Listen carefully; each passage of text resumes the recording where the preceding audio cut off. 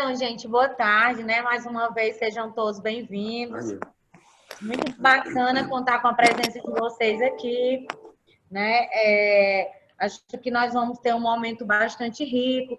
O doutor Damasceno, para quem ainda não conhece, ele é o nosso consultor jurídico tributário aqui da ACAD, assim como outras entidades.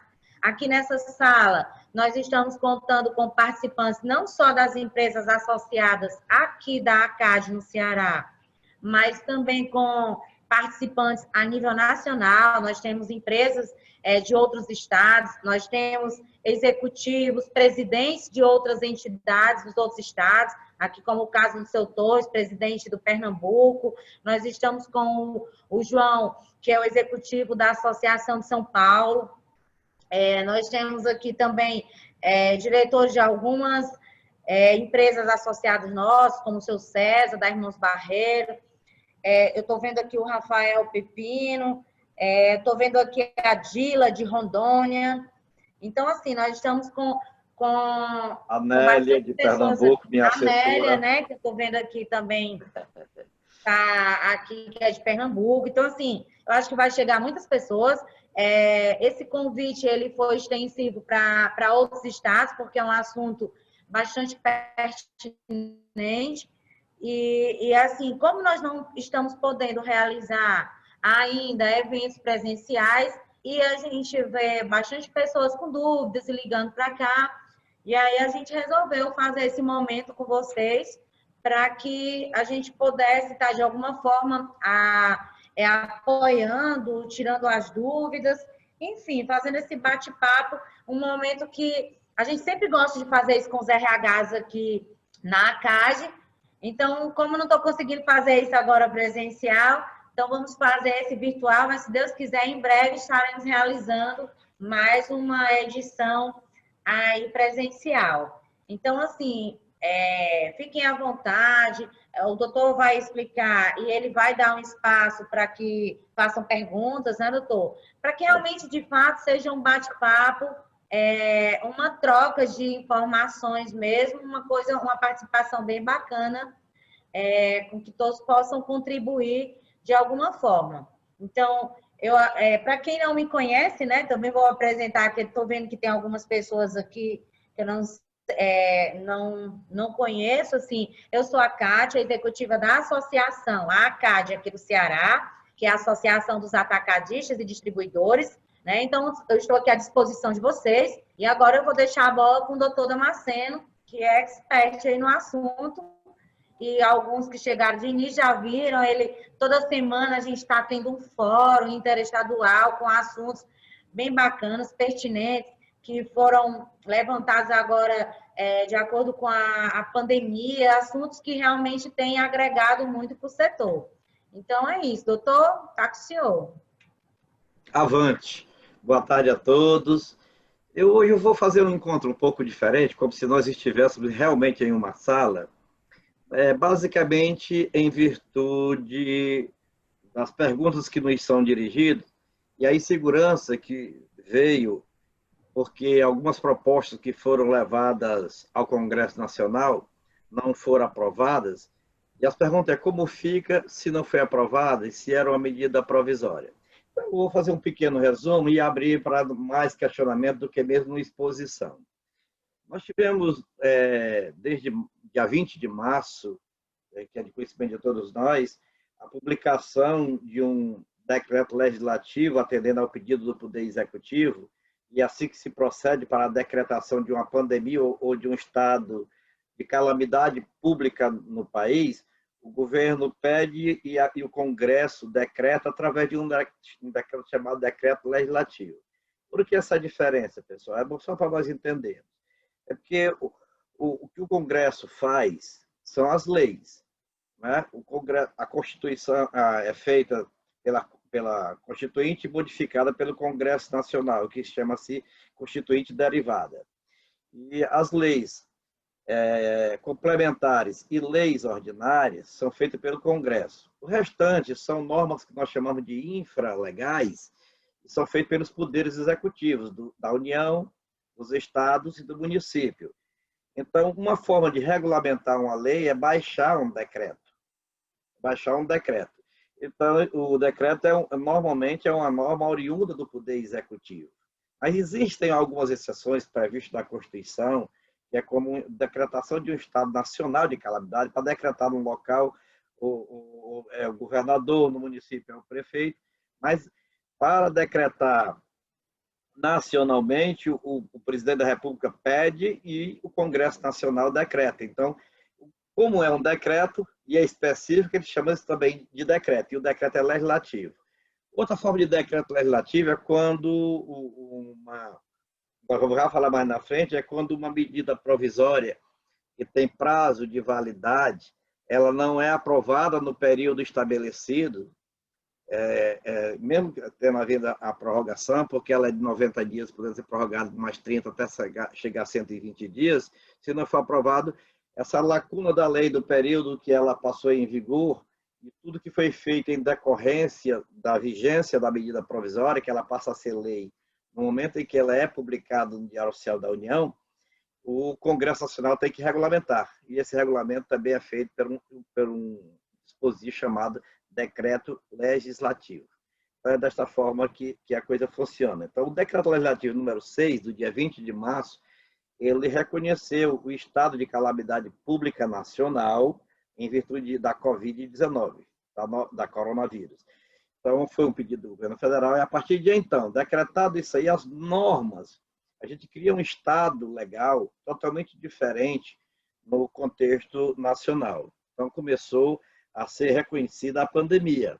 Até então, a pandemia tinha sido decretada pela OMS, pela Organização Mundial de Saúde, depois que atinge um certo número de países. Então, passou a ser pandemia. Né? Aí, enquanto não atinge um número grande, ela é só epidemia. Então, quando atingiu um número grande de países, espalhou pelo mundo todo, ela passou a ser pandemia. Então, a Organização Mundial de Saúde decreta que é uma pandemia e cada país decreta essa pandemia em seu território através de uma declaração ou de um reconhecimento legal de um estado de calamidade. Então, aí, nesse caso, acontecem as exceções e as preferências. As normas pertinentes ao estado de calamidade em virtude de uma pandemia decretada em um certo país, ela tem uma tramitação totalmente diferenciada. Ela não passa pelo aquele ordenamento de prazos de aprovação. Algumas comissões são suprimidas no transcorrer da aprovação de uma norma.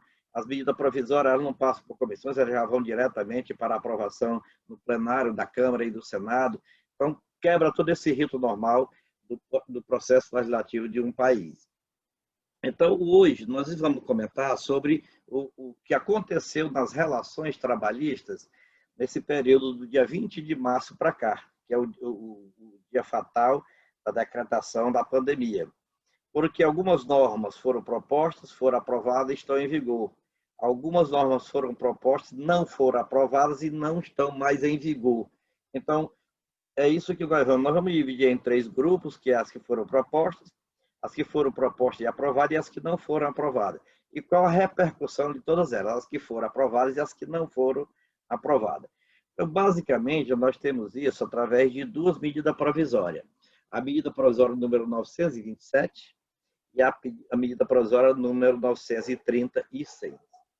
A 927, o Congresso Nacional chegou até a aprovar. Primeiro, prorrogou o prazo de validade e ela teve vigência do dia 22 de março ao dia 19 de julho. 22 de março a 19 de julho. Perdeu sua validade porque ela não foi aprovada no Senado Federal. O que aconteceu com ela? Ela, na Câmara, foi aprovada, mas antes da pandemia, existia um projeto, existia uma medida provisória que já fazia uma certa transformação na legislação trabalhista, criando o contrato verde-amarelo, aqueles que vocês sabem, o primeiro emprego, ou então emprego para a pessoa com a idade um pouco mais avançada e que estivesse desempregada. Inicialmente, a medida provisória era para criar o primeiro emprego das pessoas que tinham de 18 a 29 anos, mas que nunca tinham tido a carteira assinada em um contrato de permanente. Podia até ter tido uma assinatura na carteira por um contrato de experiência, mas o permanente não tinha. Então, e para isso, foi criada uma sistemática um pouco diferenciada. Essa medida provisória, ela surtiu um efeito por um período, foi retirado lá do Congresso Nacional a pedido do governo, porque ela não ia ser aprovada, porque o Congresso, o senador estava achando que era uma reforma trabalhista e não podia acontecer nesse momento de pandemia, foi retirado. Alguns dispositivos foram inseridos pelos deputados na medida provisória número 927. Algumas coisas, como redução do FGTS de 8 para 2, depois mudou para 8 novamente. Alguns direitos trabalhistas, o empregador não pagaria os 20% do INSS, não pagaria a contribuição para o Sistema S. Então, tudo isso estava no bojo dessa medida provisória do contrato verde e amarelo. E, como não foi aprovado, eles colocaram novamente, como eles chamam na gíria, de jabutis, coisas estranhas, a essência da medida provisória 927 e passou na Câmara Federal. Quando chegou no Senado Federal, o Senado disse que não ia aprovar. E, em virtude de dizer que não ia aprovar, o presidente da República pediu a devolução. E nisso surgiram, melhor dizendo, diversos questionamentos sobre essas normas que estavam previstas na MP 927, que são isso que nós vamos comentar. Primeiro ponto, era a preponderância do acordo individual escrito sobre as normas coletivas.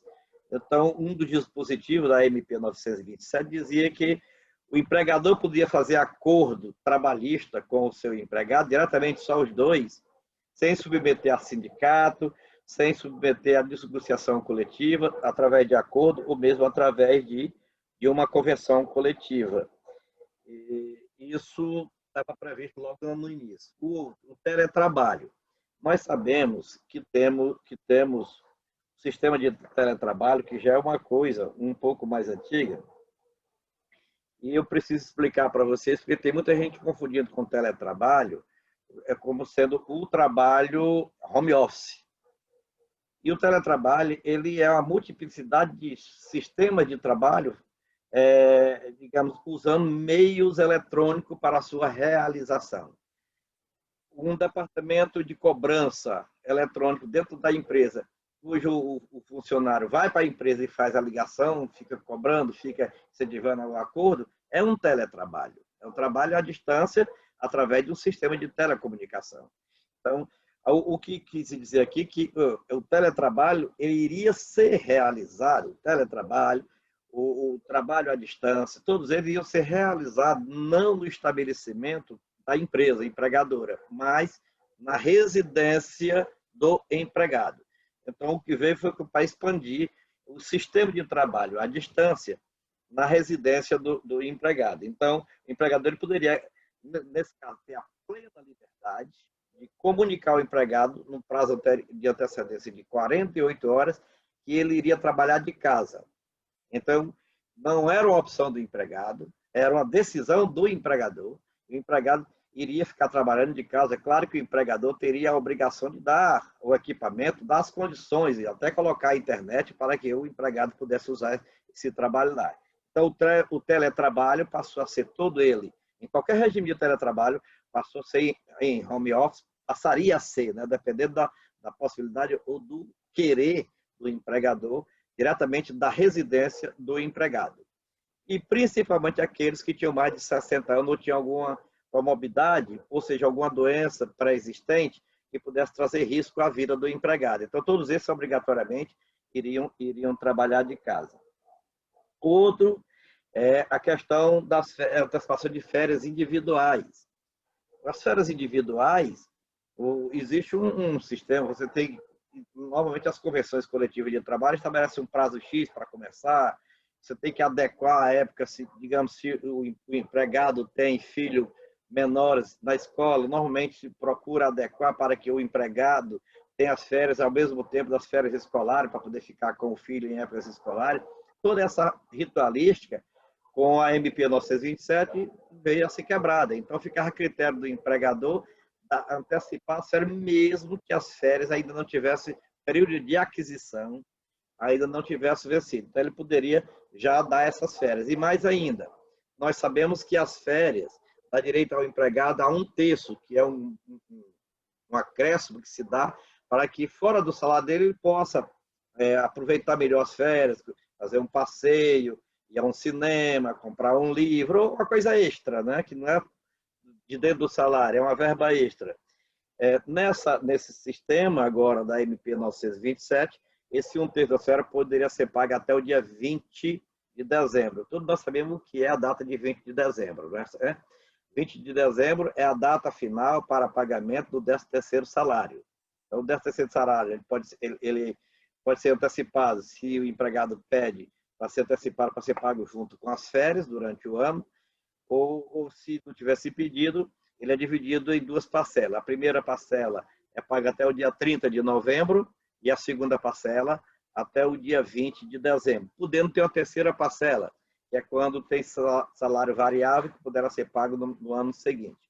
Então, esse 1/3 das férias antecipadas em virtude da MP 927, o empregador, por opção do empregador e não do empregado, poderia ser pago até o dia 20 de dezembro, junto com a segunda parcela do 13º salário. Mais ainda, o empregado que já tinha gozado as férias, ou que não tinha adquirido ainda o direito, ou que não tivesse nada de férias para ser gozado, poderia ainda fazer acordo com o empregador, por iniciativa do empregador, para que esse período de aquisição de férias fosse declarado imediatamente através de um documento escrito e o empregado já passasse a gozar aquelas férias. Digamos, o empregado entrou em março, então ele não tem férias nenhuma adquirida, não período nenhum de aquisição ainda decorrido. Então, em março do próximo ano, é que vai completar um ano, ele passaria a ter um período adquirido. Esse período já poderia ser antecipado e ele já gozar agora em março, abril, maio, junho, até dezembro. Poderia até dezembro, se por acaso a medida provisória ainda estivesse em vigor. Como ela não está em vigor, nós vamos já explicar quais são as suas consequências. Férias coletivas. Férias coletivas é um negócio um pouco complexo, a empresa botar todo mundo de férias ao mesmo tempo, um departamento de férias ao mesmo tempo. É preciso comunicar ao Ministério do Trabalho com antecedência, é preciso comunicar ao Sindicato dos Trabalhadores, também com antecedência. O que a MP 927 diz? Não precisa comunicar a ninguém. O empregador comunica aos empregados, de todos os empregados da empresa, ou a um grupo de um departamento X, que entrarão de férias 48 horas, que a antecedência mínima de 48 horas. Comunicação escrita é um ato do empregador, não precisava da anuência de absolutamente ninguém. Então, era também. Da mesma forma, se as férias, se os empregados daquele setor ou da empresa não tivessem direito a férias, o empregador poderia antecipar essas férias e aplicar essas férias coletivas. A questão do banco de... aliás, aproveitamento e antecipação de feriados. Isso aí cabia aos municípios, aos estados ou à União, puxar para o final de semana ou para o começo da semana seguinte, antecipar feriados.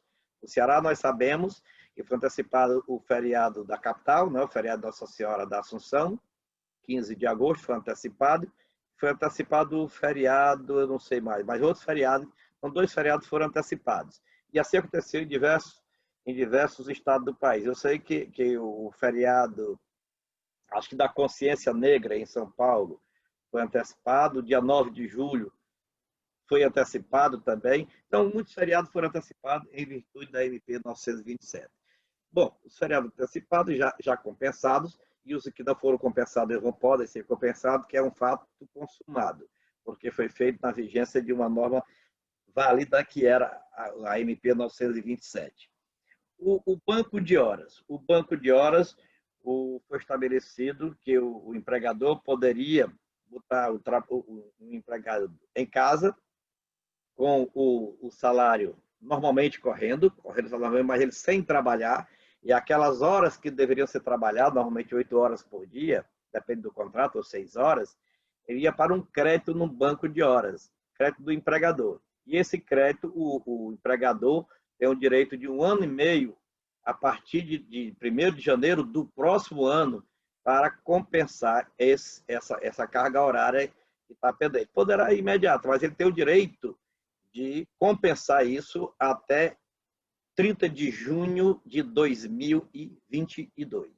30 de junho de 2022 pode se compensar essa carga horária. Então, não tem aquele prazo mínimo máximo de 6 meses ou de 8 meses. A lei é 8 meses, mas as convenções tinham marcado para 6 meses.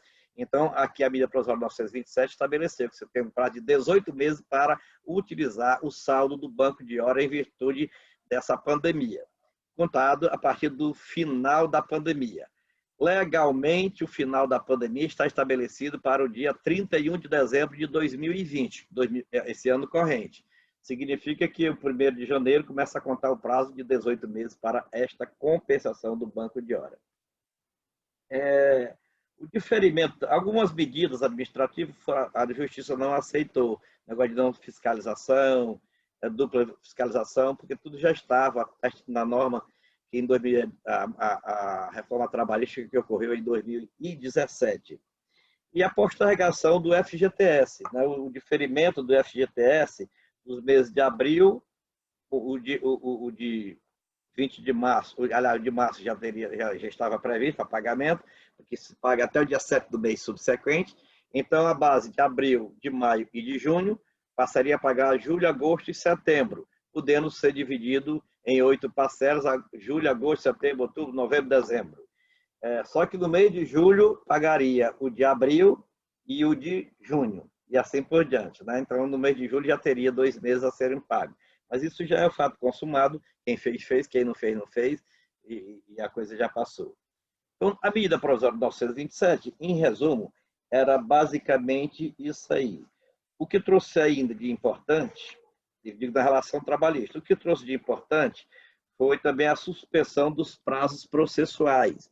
Então, os prazos processuais administrativos, auto de infração da Justiça, do Ministério do Trabalho, auto de infração em relação a não recolhimento de FGTS, para recurso ou para impugnação, os prazos ficaram suspensos do dia 20 de março até o dia 18 de setembro próximo. Então, anotem isso.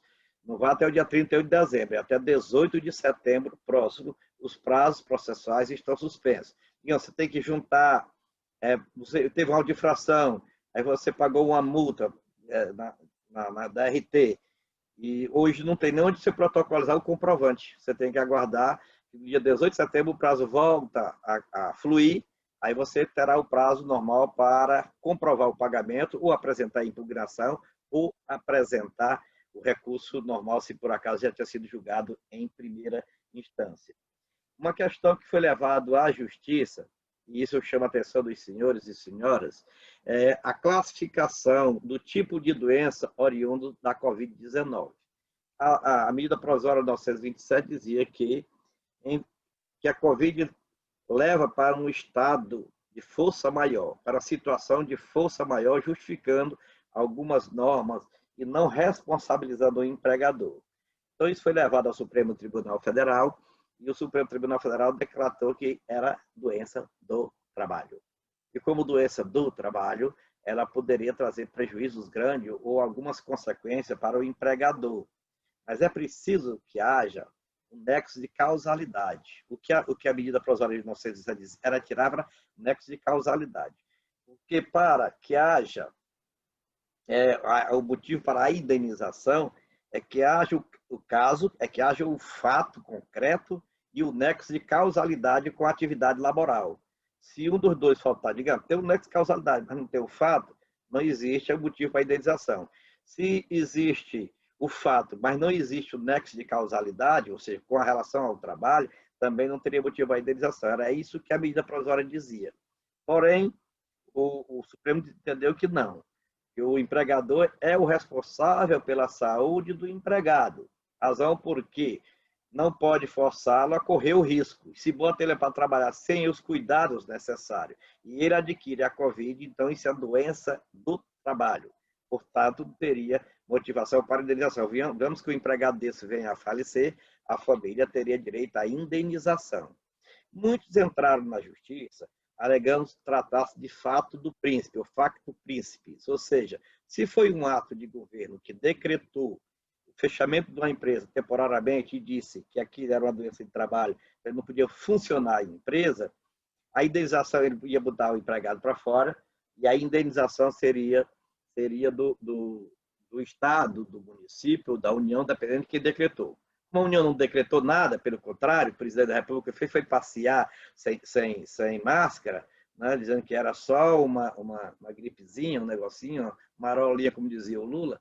Então, ele não tinha responsabilidade nenhuma. A responsabilidade foi jogada pelo Supremo Tribunal Federal para os estados, governadores e para os municípios. Então, fechar a empresa, abrir segmento de empresa de atividade, serviço ou comércio, ou indústria, ficou a critério do governador e dos municípios. Então, em conjunto, o governador baixa para o estado e o município que estabelece a sua norma. O governador mesmo liberando, o município não é obrigado, o prefeito não é obrigado a liberar. Mas aí o que os empregadores fizeram? Correram para a justiça dizendo que era fato do príncipe. E o Estado é que tem que indenizar. Um detalhe, pessoal. Fato do príncipe, o fato do príncipe, é um ato de autoridade do poder público de fechar uma empresa ou tomar o estabelecimento de uma empresa em virtude de uma necessidade premente. Caso de guerra e tudo mais. Quase não se usa. Mas o que traz a obrigação do Estado ou do município, da autoridade que impôs o fato do príncipe, é só a indenização. Então, quando você demite um empregado sem justa causa, existem algumas verbas indenizatórias. Quais são? O aviso prévio, a multa do FGTS, de 40% do FGTS, acho que só. Mais nada. O resto são verbas trabalhistas. Então, caberia ao governo pagar, não são as verbas salariais nem as verbas rescisórias, são as indenizatórias. Então, é quase nada. Então, não justifica sem botar para fora. Então, o que vieram foi diversas normas, inclusive oferecendo linhas de crédito para a manutenção do emprego. Então, não cabe, no caso presente, a decretação ou entendimento de um fato do príncipe. Só o cuidado para a preservação da saúde do empregado em virtude da coronavírus ser considerada digamos, uma doença de trabalho, uma doença trabalhista. Por conseguinte, havendo nexo de causalidade, fez a serviço porque estava se deslocando para o trabalho, que o empregador não teve o cuidado necessário, é mais ou menos você botar uma pessoa para trabalhar numa atividade perigosa e não dar o EPI necessário, não fornecer o EPI necessário ou não fiscalizar a utilização do EPI, do equipamento de proteção individual. É a mesma coisa, é muito semelhante, o mesmo efeito, tá bom? E a outra era a questão da prorrogação das convenções e acordo coletivo. Foi julgado, foi tirado do bojo da lei a prorrogação das convenções coletivas e dos acordos coletivos. E a análise disso, o que é? Não precisa da situação dessa para que as convenções e os acordos já tenham a sua prorrogação natural. É previsto já na lei. Chegou a data base e não houve a negociação, não se fechou a convenção coletiva, a anterior permanece válida até a aprovação através de convenção ou de dissídio coletivo. Então, ela avança, ela não morre ali. Os direitos adquiridos em virtude de uma convenção coletiva permanecem, só não pode ser aumentado. Então, quando vem a nova convenção ou dissídio, é que diz o efeito se retroage ou se é a partir de então. Nós chamamos de efeito ex nunc ou ex tunc. O efeito ex tunc volta lá para o início. O ex nunc é a partir de, é para frente. Então, isso já vem da nova convenção. Razão por que foi tirada isso aí da 927. Em seguida, veio a MP 936. A MP 936, ela se transformou na Lei 14.020, de 2020. Ela só trouxe três coisinhas. Primeiro, a instituição de um benefício emergencial para a manutenção do emprego, salário, preservação da saúde, etc, etc, etc. O que é isso? É quando o empregador não pode manter a pessoa do emprego, pode diminuir o salário ou pode botar de licença e o governo pagaria o seguro-desemprego, proporcional ao direito que teria a pessoa que fosse demitida. Da mesma forma, esse seguro-desemprego foi mandado, aliás, não foi nem o seguro-desemprego, foi aquele auxílio emergencial de R$600, foi estabelecido para aqueles que têm contratos intermitentes e não estão sendo chamados para trabalhar. trouxe a possibilidade da redução da jornada e do salário, proporcional. Então, se reduz 4 horas, reduz proporcionalmente 4 horas. O empregado que ganha por mês, o salário dele é considerado de um trabalho efetivo de 220 horas. Então, é pegar o salário dele mensal, dividir pela 220 horas, dá o salário hora, se reduz, digamos, ele trabalha 8 horas, e ele vai trabalhar só 6 horas, então tirou 2 horas, é só reduzir do salário aquelas 2 horas. Essa redução salarial, ela é variando, então, uma forma de calcular, que o contador sabe muito bem, não precisa explicar, e o pessoal do RH sabe melhor do que eu, né? Então não precisa também eu tentar explicar. Tem uma proporcionalidade pelo salário, por faixa salarial, do que iria ser imposto pelo governo federal, através de um depósito na conta do empregado. Essa suspensão do contrato, e a suspensão do contrato também tinha um prazo. Inicialmente, a suspensão tinha um prazo de 60 dias e a mudança salarial de 90 dias. Isso passou para 120 dias, porque a lei, quando foi aprovada, ela estabeleceu o seguinte, que o governo, o Poder Executivo Federal, poderia prorrogar esse prazo de 60 para o tamanho que ele quisesse, dentro ainda do período de pandemia, que termina legalmente no dia 31 de dezembro próximo, e também o prazo de suspensão. Primeiro, o decreto, essa aí foi a lei, deixa eu pegar aqui, a lei 14.020, do dia 6 de julho de 2020. Logo em seguida veio o decreto 10.422, do dia 13 de julho, que prorrogou até 120 dias as duas situações.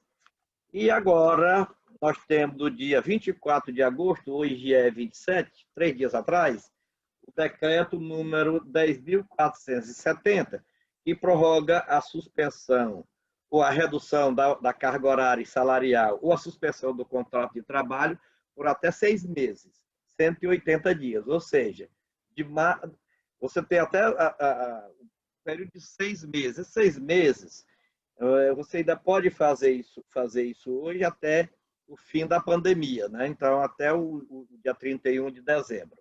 Então, é nessa situação que pode. E a redução é proporcional, do jeito que você fizer, e vai normalmente a mesma tabela de participação do governo na complementação do salário, permanece como estava inicialmente no bojo da medida provisória 936. Esses foram os pontos que foram apresentados e os pontos que foram aprovados. O que não foi aprovado? Bom, não foi aprovado, obviamente eu já até comentei, a natureza da Covid como força maior, né? Ficou como sendo possivelmente acidente de trabalho, equiparada a acidente de trabalho. Também não foi aprovada a suspensão da fiscalização. A fiscalização não foi suspensa. E a prorrogação das convenções de acordo não foi aprovada, mas como eu já expliquei para vocês, e nem precisava, porque é letra morta, uma vez que já se procede desde que se inventou a CLT. Eu digo para vocês que a CLT foi inventada do governo quem me ajuda, Getúlio Vargas, em 1943.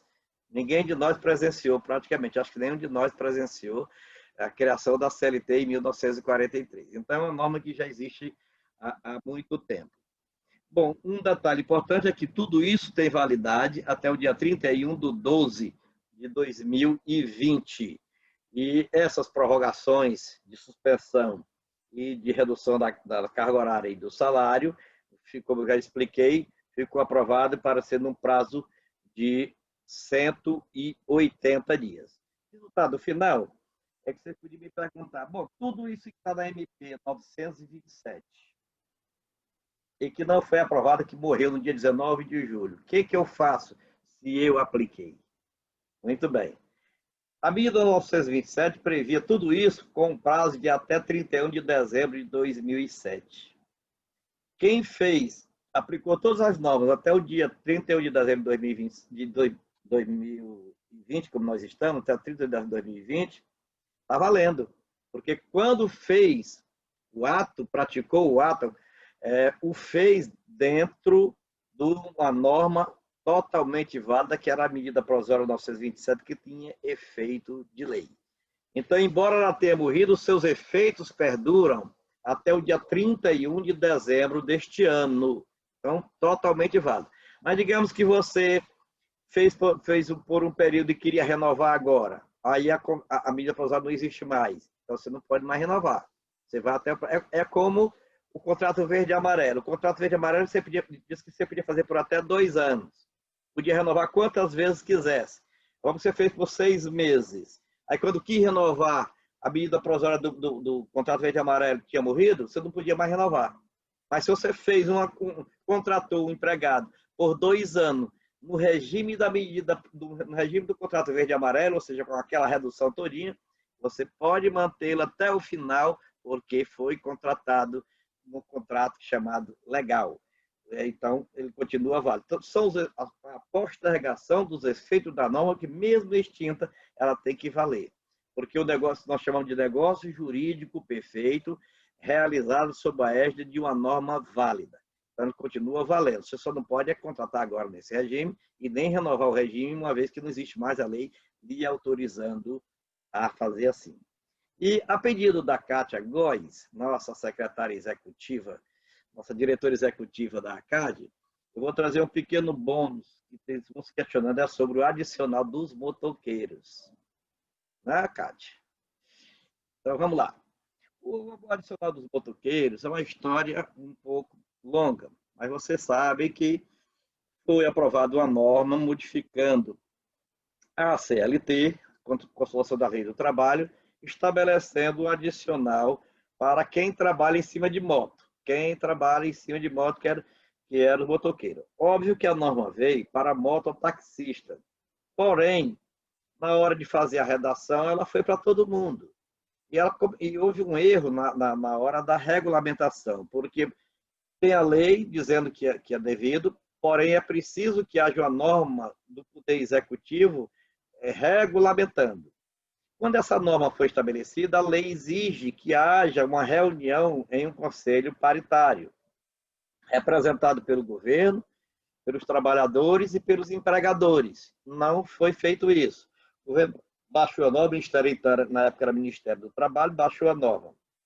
As entidades, diversas entidades, entre elas a ACAD, em conjunto com as outras 26 unidades da federação, e mais a ABAD, entraram com ação questionando isso.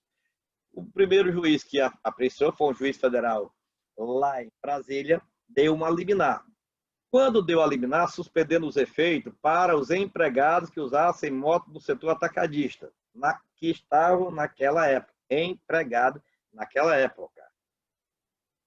Estava suspensa a exigência. Quando isso foi comunicado ao Ministério do Trabalho, o Ministério do Trabalho suspendeu os efeitos da portaria que obrigava. Suspendeu os efeitos da portaria que obrigava.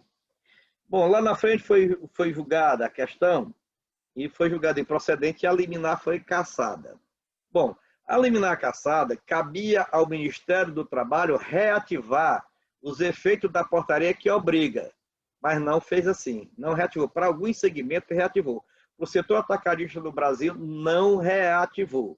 Em não reativar, a norma existe na CLT, mas não existe na regulamentação. Por não existir na regulamentação, existe uma lacuna. E a lacuna dá ao empregador o direito de não assumir o risco, de não assumir a obrigação, de não pagar. Razão porque nós sempre vemos orientando. Enquanto a portaria não for reativada, ou não vier uma nova portaria, uma nova regulamentação, existe uma lacuna na legislação e a obrigação ela não está ainda impositiva. Razão porque a CAD tem mantido uma circular para todos vocês, nesse sentido, que a obrigação de pagar o adicional, inclusive alguns juízes têm entendido dessa forma e têm dado ganho em causa, enquanto outros juízes não. Existe o risco? Existe. Mas é a critério de alguns juízes, porque, obviamente, que ninguém pode impor digamos, um entendimento para o juiz. Mas hoje, o entendimento que nós temos como jurídico da ACAD, e olha que eu estou nesse cargo há mais de 30 anos. Né? Então, como jurídico da ACAD, é no sentido de que a lacuna favorece o empregador. Razão porque não se está sendo obrigado a se pagar. É essa a nossa orientação. Vou dar o silêncio aqui, ainda só para poder a gente abrir a discussão. Então, em termos de exposição, o Cátia e todos vocês que estão participando conosco, nós estamos com 27 pessoas na tela, são essas as informações que nós trouxemos hoje. Obviamente que eu estou aberto a questionamento, a responder o que eu souber e prometer responder depois o que eu não souber, mas estão abertos os debates.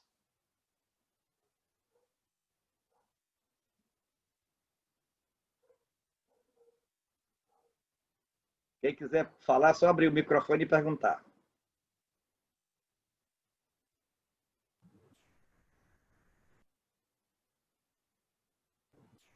Pessoal aí dos RHs aqui do Ceará, que queira tirar alguma dúvida, que está sempre ligando para cá e perguntando, essa é uma oportunidade de tirar aí as dúvidas com o doutor. Só um detalhe, Cátia, quando eu falo do Ceará, porque a mesma coisa eu disse para São Paulo, porque eu sou assessor jurídico da Adasp em São Paulo, a mesma orientação, mas essa orientação para o Brasil todo. Essa orientação que é aplicável aqui no Ceará é aplicada a todas as entidades no Brasil todo, porque a decisão ela é coletiva para todos os estados e o Distrito Federal. Então, o que vale aqui no Ceará está valendo em São Paulo, está valendo em Pernambuco, está valendo na Paraíba, do Rio Grande do Norte, está valendo em todos os locais. Então, esse entendimento ele é extensivo a todos os empregados que estavam, na época, registrados na associação, aliás, melhor dizendo, esquece, é pertinente a todas as empresas que estavam filiadas às 27 associações no Brasil na época da liminar. As empresas que entraram depois não estão beneficiadas. As empresas que já eram associadas até março de 2015. Até março de 2015. Então, quem estavam filiados às 27 entidades até março de 2015 tem esse benefício. Os que entraram depois estão fora do processo. Ok? Ô, Damasceno, boa tarde a todos aí. Boa tarde. Eu tive que dar uma saidinha rápida. Só esse finalzinho do benefício dos motoqueiros que eu não peguei. Né? Na realidade, o que eu sei é que a gente teve a liminar, né, da ABAD, que foi concedida por um determinado período. Né? E depois ela caiu. Então, quando ela caiu, a gente ficou sem o direito, né, de usar, porque não tinha mais liminar, teria que pagar. Né? O conselho é pagar a periculosidade aos motoqueiros, aos vendedores e promotores, no caso, que trabalham de moto, para não haver problema. Há aqueles que preferem arriscar, né? E às vezes há entendimento de juiz. Eu não peguei esse finalzinho que você falou, o que realmente a gente tem o direito. É só sobre o período em que teve a liminar? Não, Torres, não é. Desculpa quando a liminar saiu, as empresas que estavam associadas às 27 unidades, embora a ABAD esteja no polo ativo da ação, ela não teria representatividade, razão porque as 27 entidades entraram. Então, os titulares das ações são as entidades de cada base, cada estado. As empresas que eram filiadas às entidades em cada base, quando saiu a liminar, o ato do juiz foi comunicado ao Ministério do Trabalho. Na época era Ministério, hoje é a Secretaria do Trabalho ligada ao Ministério da Economia. O Ministério do Trabalho, na época, suspendeu os efeitos da portaria que regulamenta. Então, suspendeu os efeitos da portaria que regulamenta. Para diversos segmentos, depois que a liminar caiu, o Ministério do Trabalho reativou os efeitos da portaria. Para o setor atacadista, não reativou. Então, até hoje, nós não temos a regulamentação. Existe uma lacuna legal favorável ao empregador, porque não está regulamentada, a exigência não pode ser feita. Então, diversos casos que foram levados à justiça, as empresas ganharam. Em alguns outros casos, o juiz não entende dessa forma, mas tem muita coisa que o juiz não entende mesmo. Nem tendo na convenção coletiva, o juiz entende. Então, é dessa forma. mas a maioria tem ganho de causa nesse sentido. Então, hoje, em todas as empresas filiadas, as 27 entidades no país, e foram filiadas até maio de 2015, março, né? Maio ou março, Kátia? Março. Março de 2015, para trás, esse pessoal não é obrigado ao pagamento adicional. O pessoal que entrou depois, as empresas que se filiaram depois, não estão beneficiárias, ok? O que existe nesse caso aí é o seguinte, é uma lacuna legal. É preciso que o Ministério do Trabalho, hoje, Secretaria do Trabalho, reative os efeitos da portaria ou baixe a nova portaria regulamentando o artigo da CLT que traz a obrigatoriedade. Enquanto isso não for feito, não existe a obrigatoriedade. Ok? Ok, entendido. Eu não tinha pego esse pedaço aí. Realmente eu não sabia que não existia a regulamentação para o setor atacadista, né, e que a gente não teria a obrigatoriedade de recolher. Né? E aí a gente também depende, como você falou, do entendimento de juízes. Mas nós temos muitos casos, já de questão judicializada, que o juiz reconheceu o direito do empregador de não pagar. Exato. No caso, por exemplo, eu pago, né? Eu estou pagando, né? E não tinha esse entendimento. Agora, se eu quiser suspender, eu tenho algum problema ou não? Não tem. É o seguinte, vamos ver. Se você assinou alguma convenção coletiva, algum termo de acordo coletivo, assumindo o compromisso, aí você não pode mexer. Tá. Mas, se está pagando em virtude da lei, é claro que você está pagando um adicional que você não devia. Eu estou pagando em virtude da lei, porque a convenção coletiva aqui não fala sobre isso. Eu quero até esclarecer um detalhe que me chegou à mão, a Kátia me remeteu, uma convenção de um estado, eu não sei qual foi o estado, e nem precisa também de saber, mas quem tem a convenção sabe, porque foi divulgado, achando que está livre dessa obrigação. Ali, primeiro, não livra nada, porque não traz segurança nenhuma, porque é pertinente a um pequeno segmento do setor. É um pequeno segmento de motoqueiro do setor, não são todos os motoqueiros. E mais ainda, a convenção, em você colocar na convenção, olha o problema. Muitas vezes se pensa que você está fazendo um bom negócio, colocando numa convenção, dizendo, não tem direito, o motoqueiro que vai, vamos fazer assim, aquele que vai colocar produto na prateleira, como me ajuda aí, promotor de venda, né? Então, não tem direito o promotor de venda que ele vai, para e vai embora. Aí eu digo, não tem direito o promotor de venda, não tem direito aquele que vai tirar pedido, que é o vendedor. Pronto, aí eu disse esses dois, ok? O que eu fiz com isso, com essa convenção? Que todos os demais têm direito. Então, quando eu determino uma ou duas categorias que não tem, eu deixei dizendo que as demais, por omissão, têm direito. Então, é muito cuidadoso, é muito perigoso você assinar termo coletivo com exclusão de certas categorias, quando não faz referência às demais. E no momento que você diz, não tem direito, quem trabalha na reposição, quem trabalha na cobrança, deixou todos os outros com direito. Então, é preciso ter muito cuidado, convenção coletiva é coisa complicada. Então, é preciso ter cuidado, que quando você exclui um pouco, você inclui os demais. Porque, na realidade, quando a gente pensa na periculosidade, né, do motociclista, a gente pensa logo em vendedores e promotores, o que é, né, uma grande despesa para nós atacadistas, né? Nós não temos acho que outros carros que tenham tanta importância. Pois, eu só fiz exemplificar, eu não estou dizendo que entendi.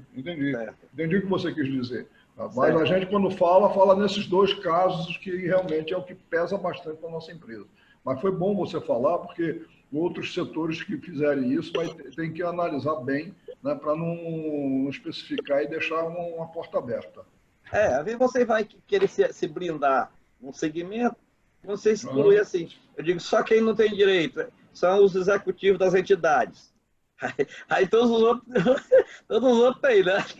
Só os executivos perderam o direito ali naquele documento, entendeu? Então, é isso. Então, é preciso muito cuidado quando você vai fazer uma norma, é preciso muito cuidado da redação, porque pensa que está se protegendo e está se desprotegendo. Não é isso? Doutor. Oi. No caso, então, fica a não obrigatoriedade em relação aos promotores, aos vendedores que utilizam a motocicleta, no caso. Aí, por conta dessa lacuna, por conta de toda essa questão da lei, a gente não tem a obrigatoriedade de estar pagando, né? Exatamente. Isso que eu disse, eu estou dizendo agora, nós temos um documento formal elaborado por nós lá na ACAD. Quem quiser, a Kátia pode remeter para vocês em qualquer parte do país. É só mudar o nome da entidade, tem a mesma validade, tá? Ninguém é obrigado, mas é uma orientação. Mas é nesse sentido, sim. Essa norma está valendo, nós estamos fiscalizando. No momento que sair alguma alteração, a gente refaz o entendimento e comunica. Mas até então é assim, é desse jeito. Ah, entendi. Obrigada. Uma pergunta. No caso, por exemplo, se houver essa regulamentação, ela tem efeito retroativo? Não. Não? Okay. Não. É para frente. Ok.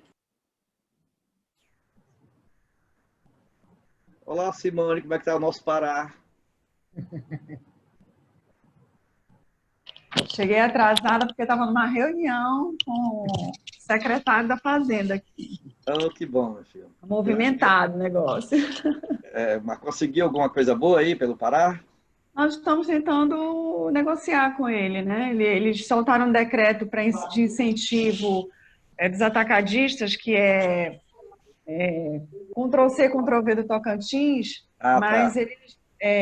porque não pode, né? Por causa lá daquela decisão lá do Confaz. E aí, esse decreto teve alguns vícios e traz algumas inseguranças jurídicas para os empresários. E aí nós já vimos discutindo com eles, fizemos reuniões em videoconferências com eles, e aí, depois de um tempo, depois da publicação, é que ele percebeu que ninguém aderiu ao decreto, e aí ele chamou a gente. Aí agora a conversa é outra e o posicionamento é outro. Muito bem. Está bem movimentado. Muito bem, Simone. Precisando de alguma coisa, nós estamos à disposição, viu? Opa, obrigada. Nós também estamos aqui. Muito bem. Então, já que as perguntas estão encerradas, eu queria convidar todos vocês para segunda-feira estarem conosco no Fórum Interestadual. Pois não, Valquíria? Doutor Damasceno, boa tarde. Boa tarde. Em relação a essa data dessas empresas que eram associadas às entidades ligadas à ABAD até março de 2015. Certo. Qual é a maneira, qual é a tratativa que vai se provar essa data no caso de uma solicitação de pagamento? É a declaração da entidade. A Kátia pode até responder. Nós fizemos um modelo de declaração para a entidade fornecer. Vai lá, Kátia. Pronto. Não, eu tenho a declaração, Kátia.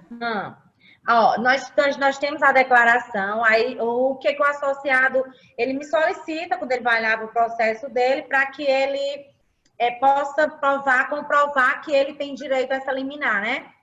Mas nós relacionamos o pessoal da época, Valquíria, foi relacionado, toda a entidade relacionou os associados da época, já está né, doutor? No bojo do processo, viu? Isso, com o processo. A entidade declara, a entidade ao declarar, se o outro lado quiser duvidar, está no bojo do processo. Isso, exatamente. Aí, na declaração, Valquíria, a gente coloca que ele é filiado desde data tal, entendeu? Que está apto e tal, conforme a portaria. Inclusive, a gente anexa, né, doutor, a portaria e tudo. Isso. Aqui a gente não tem tido... Sob pena de responsabilidade, porque seria um crime se declarar uma coisa... contrário à lei, não é? Então... Exato, vai em papel timbrado, é assinado pelo presidente, é carimbado, tipo assim, é uma coisa de extrema responsabilidade, porque a entidade também, se a entidade estiver declarando isso de forma errada, se por acaso a outra parte duvidar, como que a gente vai comprovar isso? Aqui nós temos o sistema e a documentação do associado comprovando aquela data de filiação. Aí, nos autos do processo, foi anexada a listagem, né, doutor? Inclusive, se errar, quem vai preso é o executivo. É mesmo, porque é quem mais pede essa declaração. Não, eu entendi. Nós temos também essa declaração com papel timbrado, com assinatura do presidente. Então, no caso, seria, se houver alguma reclamação, o associado, na verdade, ele só precisa montar a defesa e colocar nos autos essa declaração ligada a essa portaria, que até março de 2015 nós éramos livres Já desse era pagamento. associado. Já era associado e a Já partir, era associado a e na partir de março portaria aqui, fala... eu vou dizer um detalhe. Antes da liminar, o pessoal teve um período de obrigatoriedade. Viu? Sim. Aí depois passou a não ter mais essa obrigatoriedade. Mas antes da liminar era obrigatório. No momento que saiu a portaria até a liminar... Na verdade é o seguinte, da portaria, que eu acho que é 1510, negócio assim, mas tem não. Da portaria até a suspensão da portaria foi devido. A partir da suspensão da portaria que deixou de ser devido, viu? Ah, entendi. Tá bom. Tá bom? Obrigada. Nada. Mais algum questionamento? Muito bem. Então, Kátia, só lembrando que, já que nós estamos encerrando, esse nosso debate todinho, ele vai estar amanhã, a partir de meio-dia, no canal do YouTube, com o meu nome. É só procurar, José Damasceno Sampaio. Então vai estar lá, para quem quiser recapitular, buscar, inclusive ouvir a sua própria voz. Muito bem. Pessoal, muito obrigada pela presença de todos. O presidente Milton pediu desculpas por não conseguir participar, mas disse que todos ficassem à vontade, que o doutor Damasceno é realmente quem conduz tudo, é quem realmente comanda a nossa live, então que todos nós estávamos em boas mãos. Eu compartilho do pensamento dele e só tenho a agradecer a presença de todos e mais uma vez ao doutor por se disponibilizar de estar sempre contribuindo com conteúdos importantes para que a gente possa trabalhar aí o nosso dia a dia da melhor forma. Sempre à disposição. Parabéns aí, Kátia, pela live aí, parabéns sempre aí, doutor Damasceno aí, dando boas explicações, nos orientando bastante. Eu tenho certeza que esse ponto aí do motoqueiro, muita gente não estava ciente, não sei se eu estou errado, porque eu não estava. Né? É verdade. Eu não estava. Então, parabéns aí, muito bom, e estarei sempre à disposição quando for possível. Um abraço a todos, obrigado. Muito obrigado. O senhor não era o único, viu, seu Torres? Nós também não tínhamos essa informação. Eu estou sabendo, eu vi realmente que muita gente não está sabendo disso aí, não. E realmente nós vamos ter nós não temos convenções trabalhistas específicas de atacadista, né? Nós vamos ter uma convenção que vai ser discutida dia 31, na segunda-feira, que a gente está propondo, e a gente está copiando aquela situação do motoqueiro da Paraíba, aquele que você falou aí, que você deu o exemplo, né? Mas é bastante interessante, porque a maioria dos nossos atacadistas são antes de 2014, exatamente, são justamente do tempo que foi entrado com a liminar, e tem gente pagando, tem gente que pagou até retroativo, que eu estou sabendo. Ok? Pois então, cuidado na redação, Torres. Aquela redação não atende, viu? Aquela redação não atende. Tá bom, eu vou verificar isso aí com o nosso advogado aqui, ok? Muito obrigado aí, Damasceno. Obrigado, um abraço, boa tarde para todos. Kátia. Boa tarde. Tchau, gente. Muito obrigada. Até a próxima. Obrigado. Tchau.